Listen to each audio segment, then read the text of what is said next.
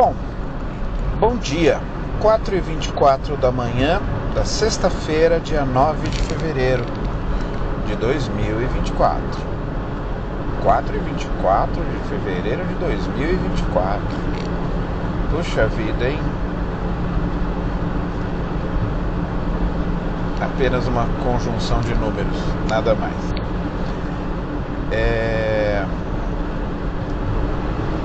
Eu tô pensando se eu vou publicar o vídeo que eu fiz na vinda. Primeiro porque eu demorei muito e ficou um pouco perdido. E aí eu resolvi falar de outra coisa agora, que depois eu decido se eu vou publicar. Eu tava falando esses dias com a Glaucia uma coisa interessante. Você já percebeu que depois que a maioria da população do mundo tem um celular na mão, ela não tem um aparelho para ligar, ela tem um multimídia na mão, certo? Você grava, você filma, você fotografa, você se protege, inclusive, com esse aparelhinho milagroso. O milagre dos elétrons se movimentando nos espaços nos traz esse conforto de hoje, um conforto que também é perigoso, mas não é sobre isso que eu quero falar. Depois que as pessoas agora têm facilidade em filmar e fotografar, você não tem mais fenômenos inexplicáveis registrados. Você tinha... E é uma merda eu falar isso, hein? Existem fotos na revista O Cruzeiro da década de 60, onde o paranormal Chico Xavier está em ação e fotografou o que ele mesmo chamava de fenômeno do ectoplasma. Eu fui kardecista, então eu posso falar. O fenômeno do ectoplasma é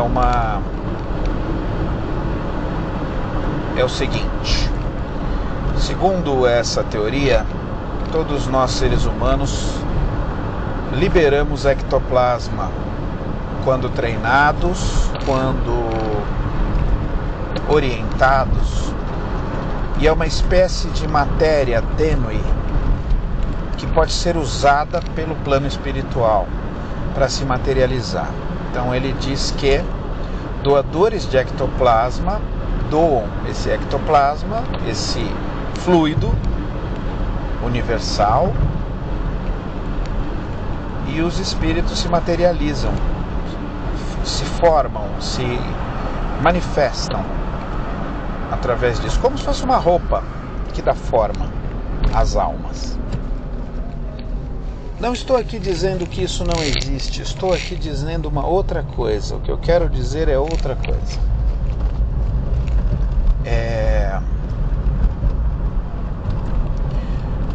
Se eu não me engano, pessoas ligadas diretamente ao Chico Xavier já confirmaram isso há muito tempo, de que era fraude, era uma montagem, era uma pessoa atrás de um véu, enfim, essas fotos existem, é assustador, é sobrenatural mesmo, é meio filme de terror.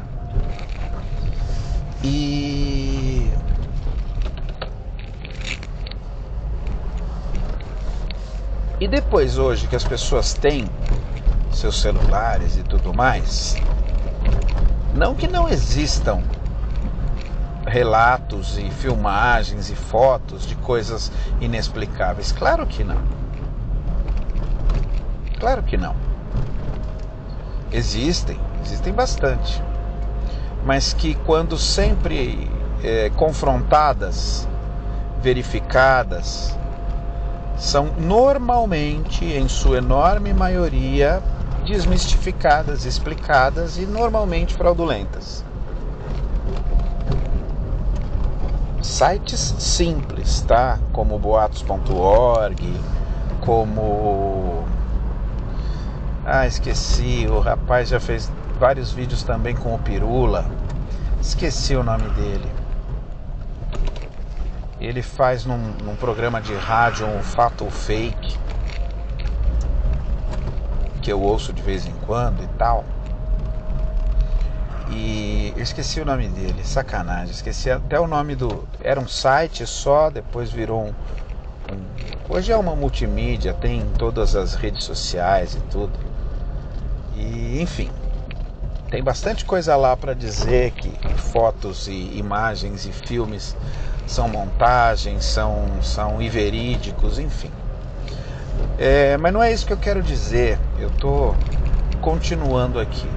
Já reparou que OVNIs só tem registros fotográficos antigamente? Hoje você não tem. E quando tem, mesmo que seja feito por um celular, é indecifrável, não tem como você afirmar. Senão a gente cai na teoria do Deus diminuindo, né? Que é, à medida que você comprova coisas, você elimina o inexplicável e também o sobrenatural. Mas eu não quero chegar aí. Novamente eu entrei no sobrenatural. Hein? Enfim, o que eu quero dizer é que fenômenos nunca mais foram registrados e comprovados. Nunca mais deixaram dúvidas. Quando se pega de verdade, dá para se saber. Embora a inteligência artificial evoluindo tão rapidamente, não seja difícil de você montar qualquer coisa a qualquer momento e isso passar por um bom tempo como verdade. Mas eu tô ainda na linha do raciocínio que eu quero chegar. Eu quero chegar na seguinte linha. Por outro lado,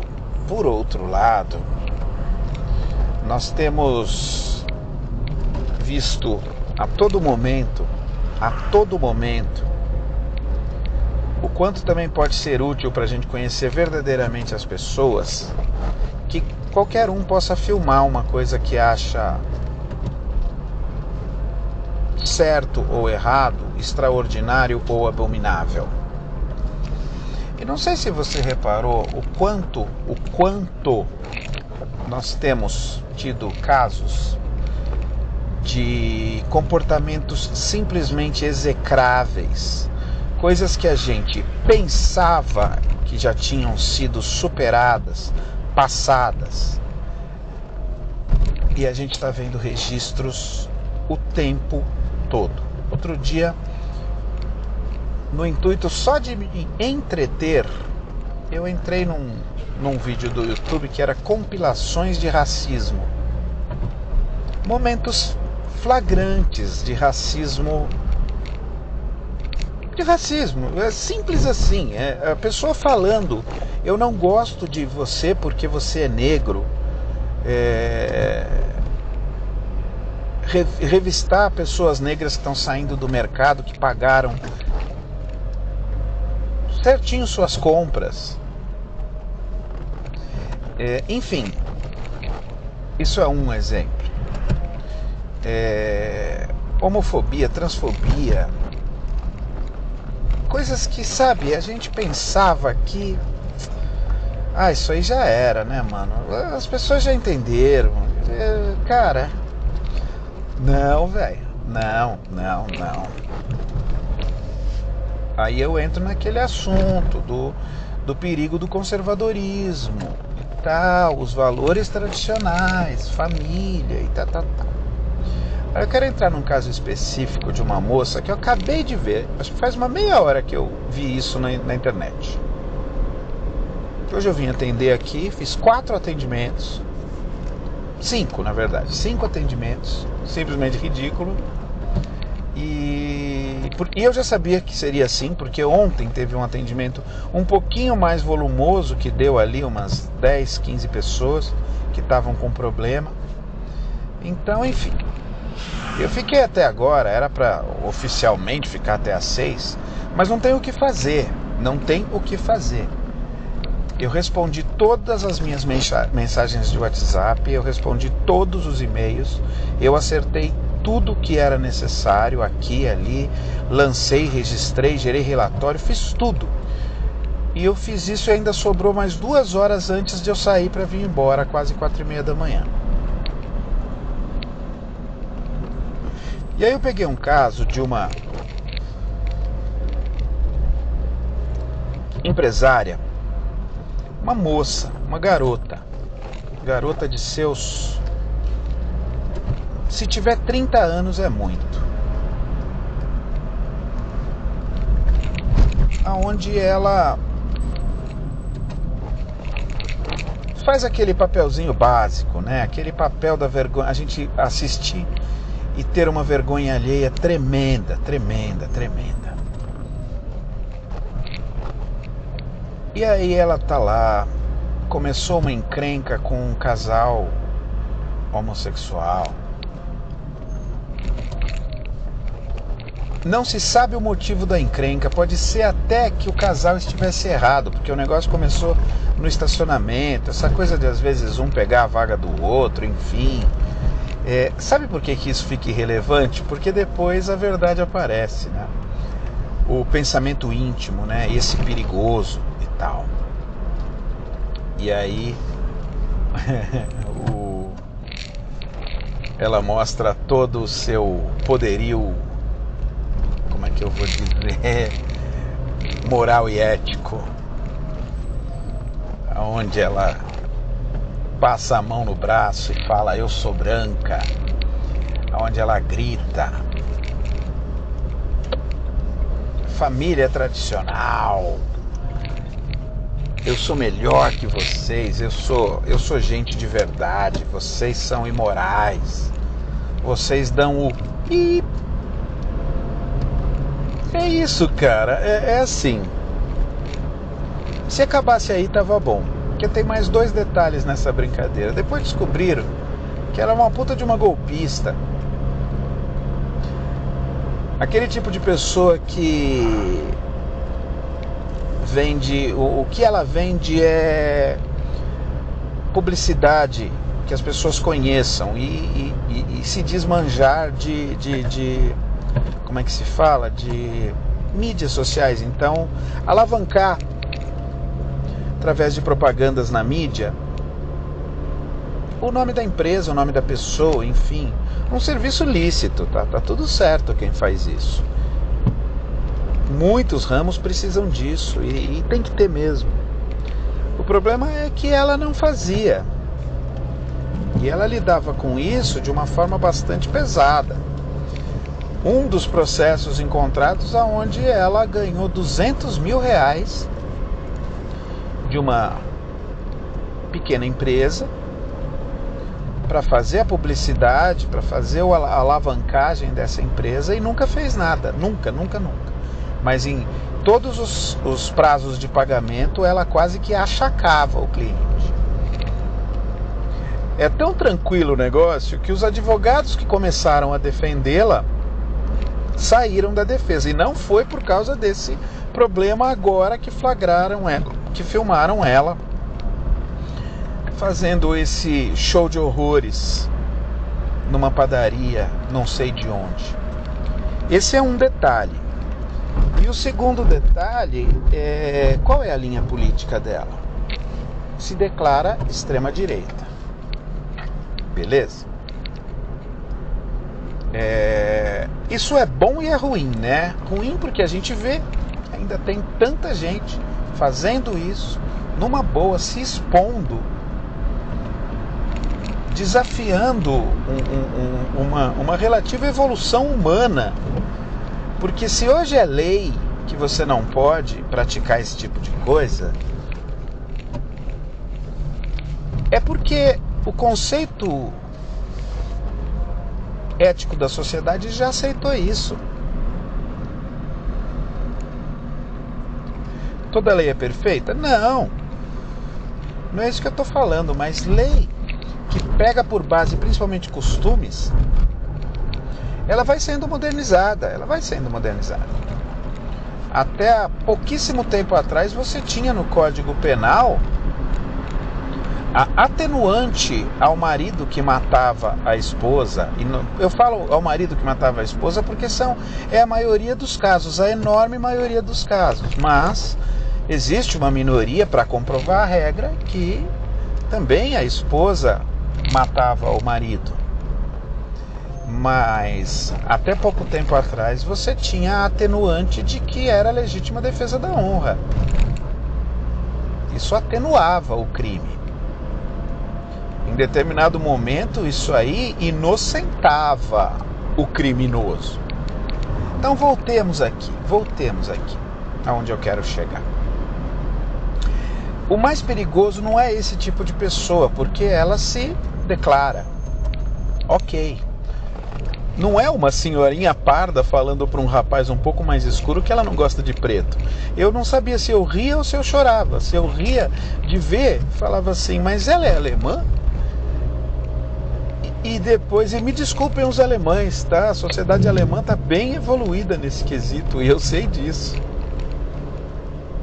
Mas a questão aqui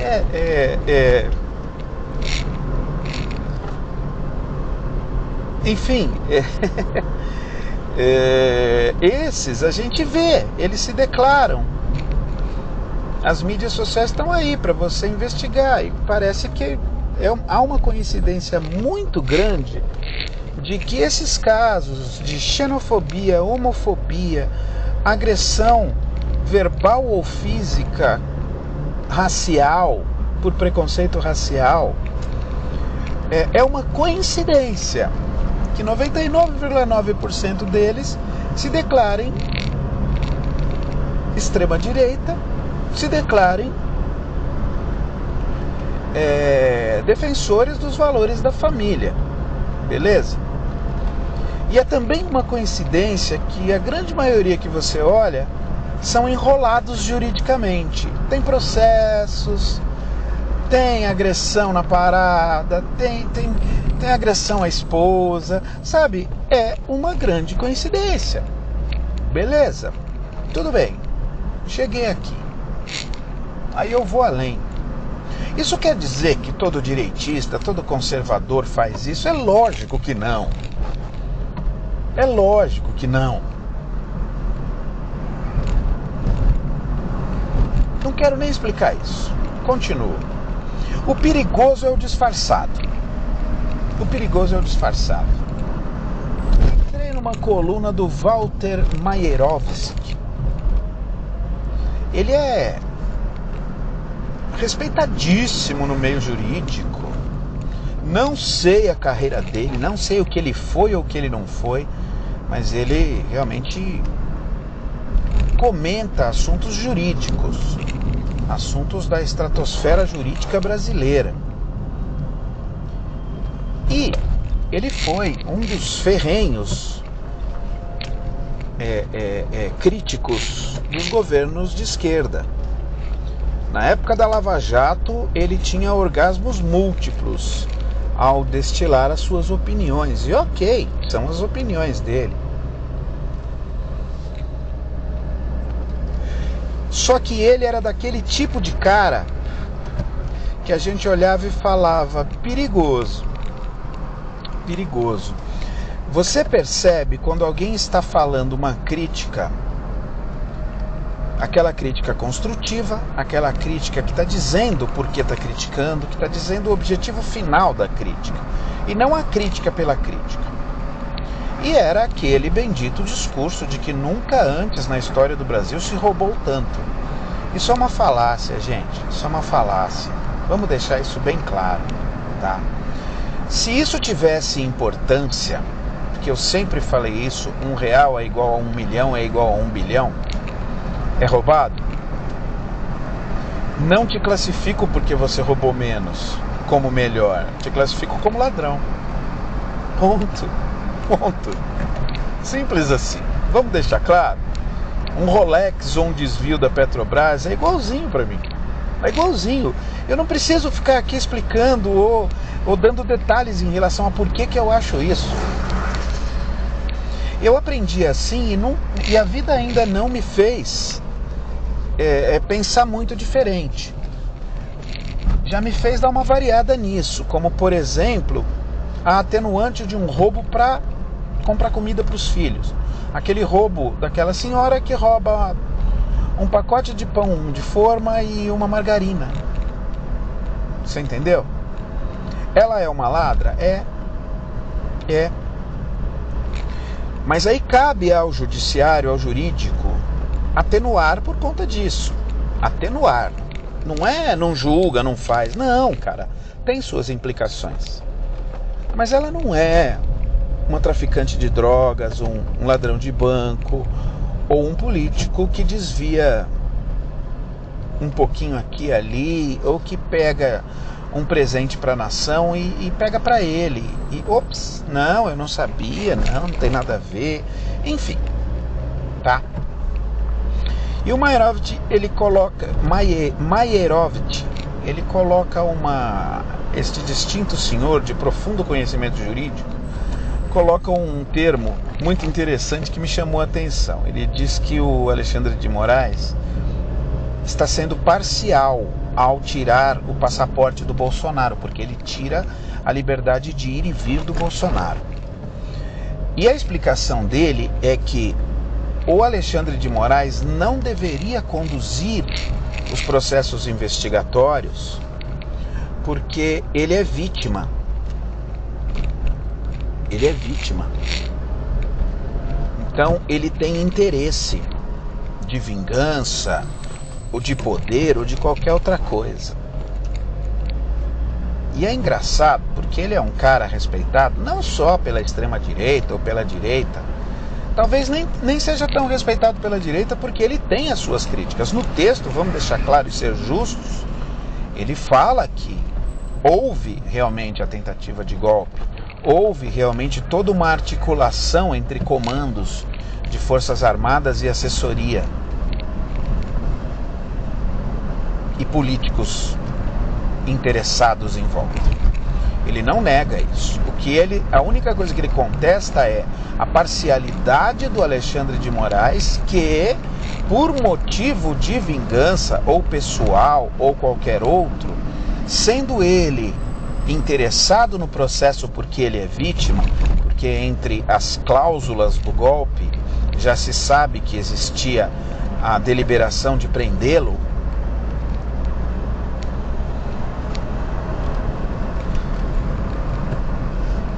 esse cara então não poderia conduzir as investigações, porque não está em julgamento, tá? Não tem julgamento aqui. Aos ignorantes ou enganados, que podem existir também, não existe julgamento.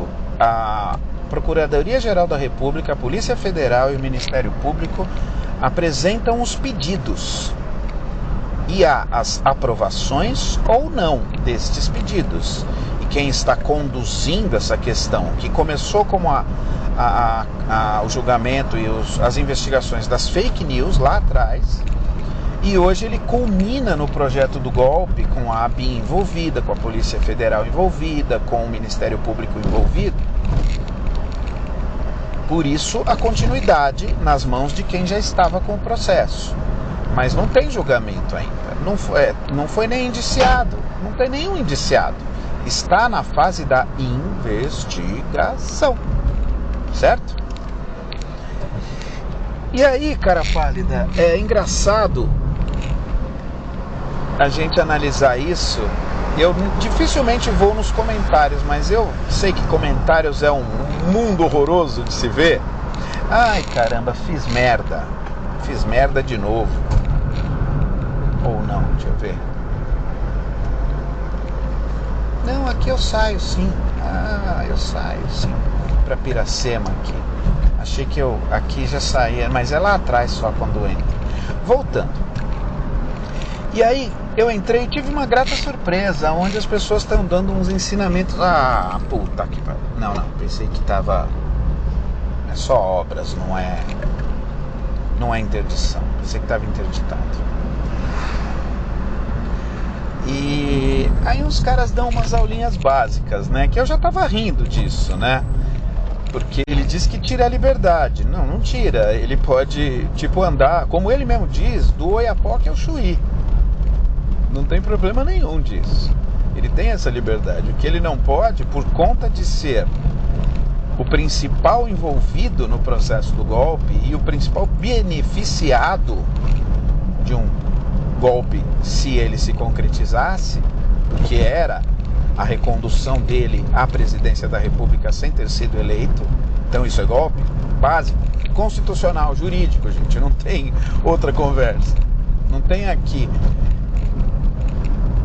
Aí ele recebe umas explicações, das quais algumas eu até comentei parabenizando. O seu Maierovitch, a questão é rápida, é facinho de se entender, inclusive juridicamente. Mas você tem que tirar o seu viés, né? E o seu viés você já não consegue mais disfarçar, né? O golpe, a tentativa do golpe não envolvia só o Alexandre de Moraes, envolvia a destituição do Supremo, o fechamento do Supremo, tá? E o Supremo, qualquer um do Supremo que julgá-lo, está defendendo a instituição do Supremo e não a pessoa. Então, já que comprovado de que existia, entre outras articulações, a questão de fechar o Supremo, então é básico de se entender que o Supremo, por ser vítima também da investigação, ele não poderia atuar, correto? E não é, né o Dr. Walter? Dr. Walter. Não é, né? É um pequeno deslize seu. Pequeno deslize, um engano. Eu não prestei atenção nisso. Então, peraí, né? Não tem por onde fugir, né? É o Supremo que tem que conduzir essas investigações e deliberar as autorizações para as buscas, apreensões, prisões e afins. Isso porque a gente só sabe daquela pontinha do iceberg ali que está flutuando. Tem uma manada de mamutes dentro desse... congeladas dentro deste iceberg. Mas voltemos. Esses caras são os perigosos. São aqueles que dizem, não, eu sou isento. Ou, pior, não, eu sou a favor do que está acontecendo, dessas investigações, da condenação. Mas não são, né? Não são. Ô, meu querido, você quis ser gênio? Você quis ser aquele cara que... eu tô pensando o que ninguém tá pensando. Olha como eu sou genial. Isso é vaidade. E vaidade normalmente vem acompanhada de burrice. Cuidado, mano. Cuidado. Isso revela muito mais sobre você do que sobre os envolvidos no processo. Beleza? Essa linha é realmente perigosa. E aí depois eu entrei num outro que eu pensei que era do próprio Reinaldo Azevedo, mas não era. Era um blogzinho lá que tem dentro do UOL, que comenta o que alguém comentou, ou que fala o que alguém comentou em resumo. Resume uma entrevista, alguma coisa assim. O fulano falou, e era isso. Era uma entrevista, um debate, alguma coisa que o Reinaldo Azevedo participou, onde ele falava que a prisão do Bolsonaro é iminente. Só não foi feita ainda por prudência. Por prudência, porque quando se fizer isso, visto o carisma que esse cara ainda tem, e é bem grande, quando fizer isso, haverá uma comoção muito grande, então precisa ter coisa bem pesada ali na frente para mostrar, olha aqui, é isto.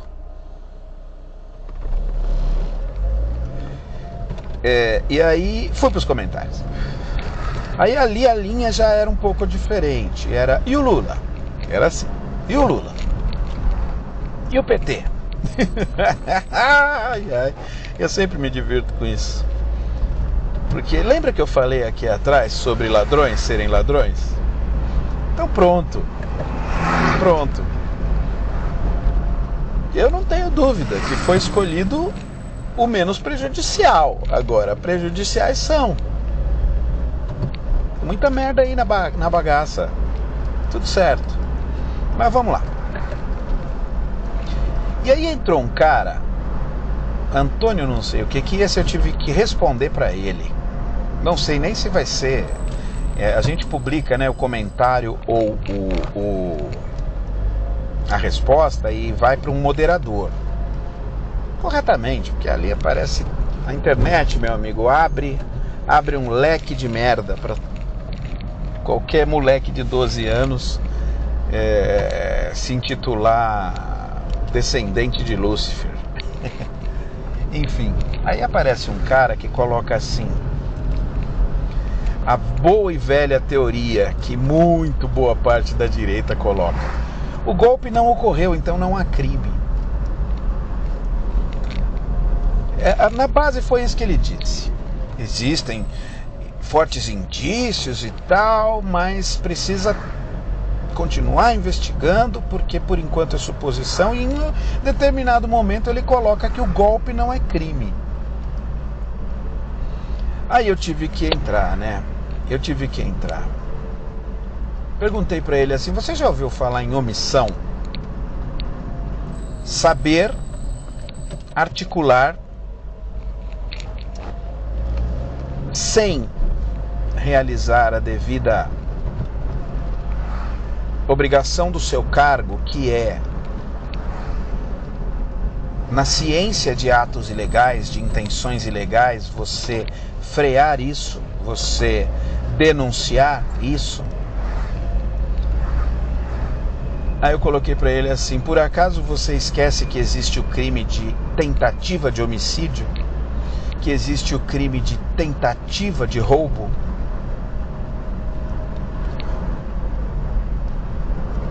Ou não são crimes porque não se consumaram? É assim, é nisso que a gente está navegando, cara. É nisso que a gente está navegando, nos disfarçados. Esses são os piores. O cara tenta dar uma de realmente tá feio, mas não houve crime, porque não se consumou. É a mesma coisa da vacina. Lá, o negócio que pegaram antes de acontecer. Que uma pessoa do TCU lá, um funcionário mesmo, concursado do TCU, denunciou que estava tendo propina, que estava tendo pedido de $1 por dose, como propina, por fora.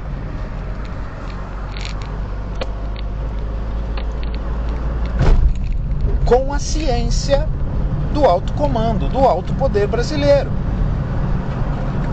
Com a ciência. E isso é crime, é omissão, é obstrução da justiça. Enfim. Aí voltando para os comentários, eu também entrei no comentário sobre a matéria da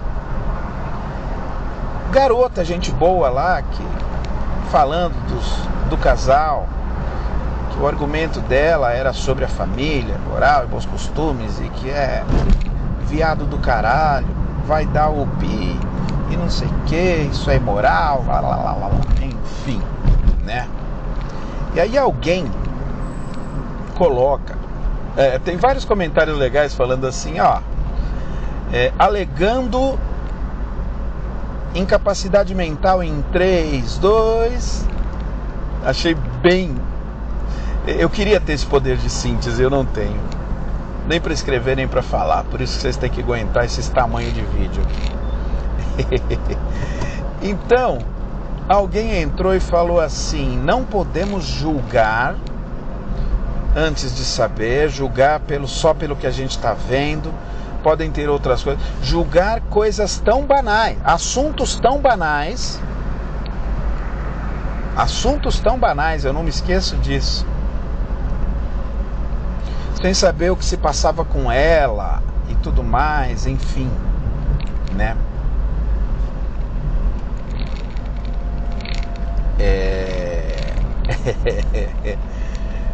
E aí depois coloca que ela podia estar sob efeito de remédios ou sob algum trauma, algum estresse emocional e tal.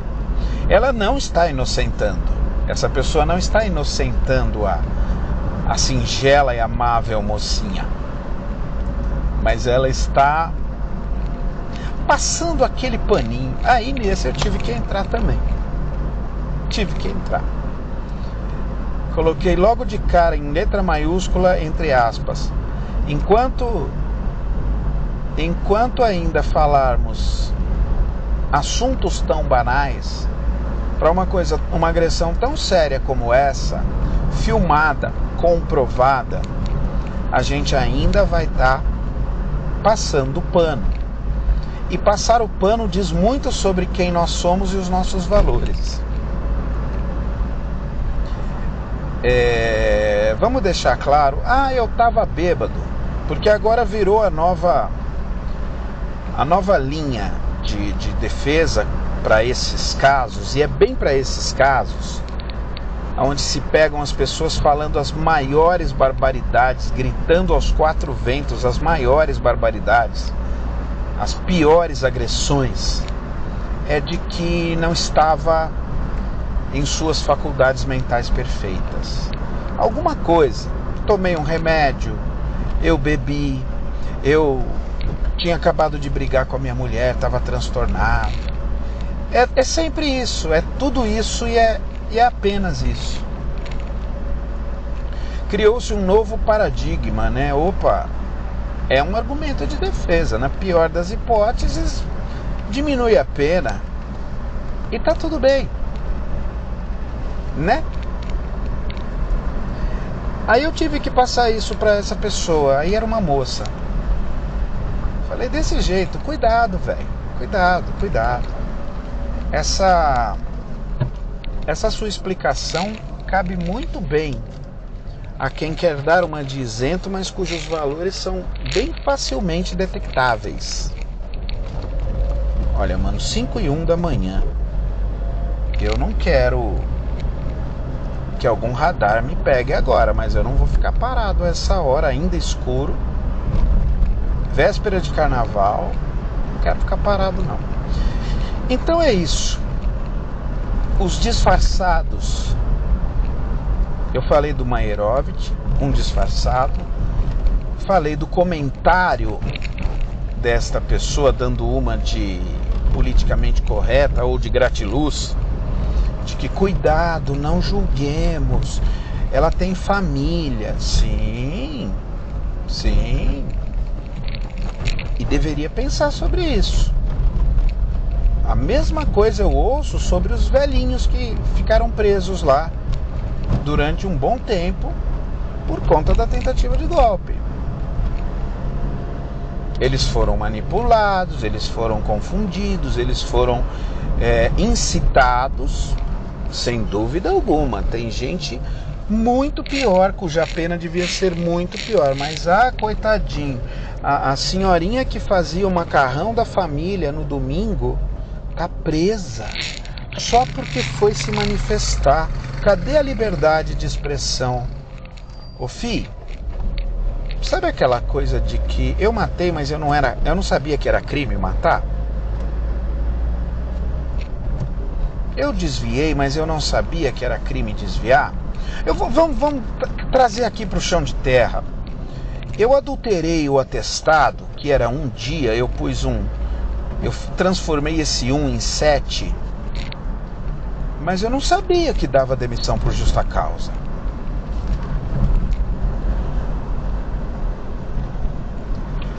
Dá para perceber? A gente corre muito risco com isso. A ignorância pratica crimes. Mas num país onde a única noção de crime hediondo para o brasileiro médio é ladrão de celular, cara. Entendeu?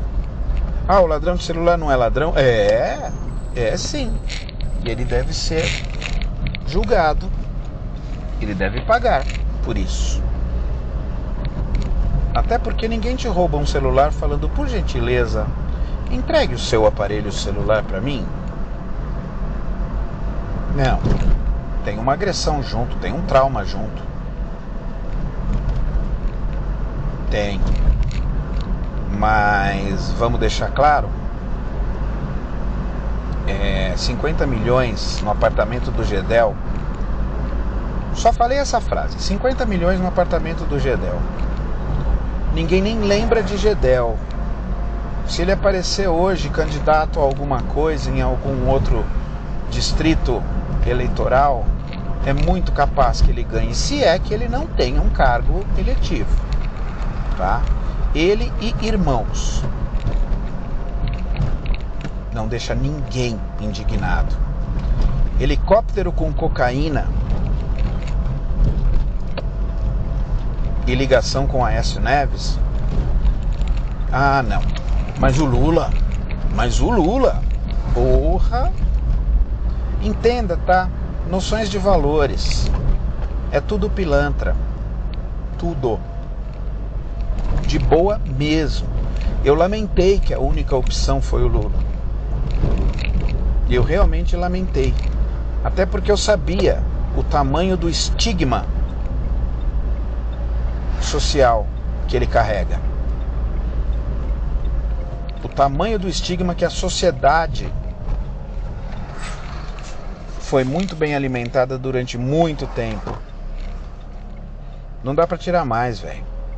Na cabeça das pessoas é fato e acabou. Mas é o que temos. Então, gente, valores, cara. Coerência nos valores. Dignidade mínima nos valores. Um pouquinho de ética nos julgamentos e pseudo-julgamentos.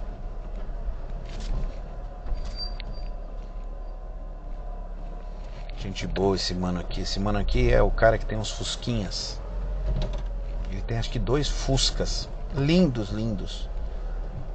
E tem uma motinho também, uma scooterzinha bem bacana. Ele é muito cuidadoso com os veículos dele. Então é isso, gente. Cheguei em casa. E esse eu acho que eu vou publicar.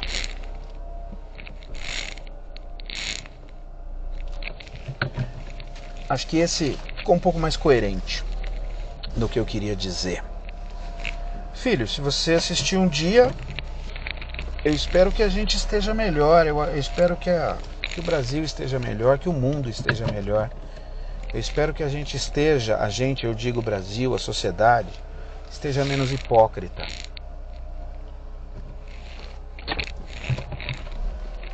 É isso só. É isso aí. Vamos lá. Beijo do gordo. 5 e 7 da manhã.